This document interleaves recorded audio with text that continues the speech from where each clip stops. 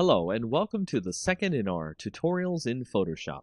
This time we'll start by showing off some of the most common Photoshop selection tools. First, make sure you have your Photoshop open and a document ready. As you can see, we've got our document ready and can now select anything on the image. Selection tools help you pick and choose what you want out of the image you're currently editing. We'll start by using the rectangular selection tool you'll see here.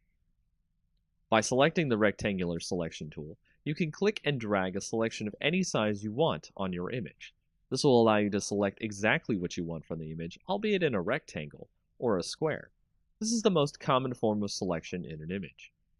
From there, we can switch the selection tool by going over to the rectangle selection tool, right-click on it, and see a drop-down box of other selection tools. We'll switch to the elliptical marquee tool, which allows us to select things on the image not in a rectangular pattern, but in an oval or circle pattern. Once you've selected something with these tools, you might be ready for a little more advanced selection tool, which will allow you to select things in a creative way, the Lasso tool.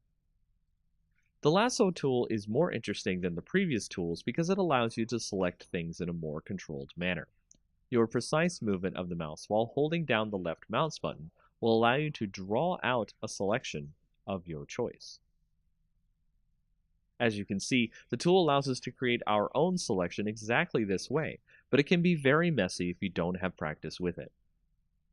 The final selection tool we'll talk about that is common in use is the magic wand. The magic wand is a tool that allows Photoshop to think about what you're trying to select and select them as you click on the parts of the image with the tool. Observe. As you can see, the magic wand has allowed us to select only part of this image, not all of it. It would take many more clicks to get this image the way we wanted, so it may be time-consuming. And that's it for the common selection tools and their uses.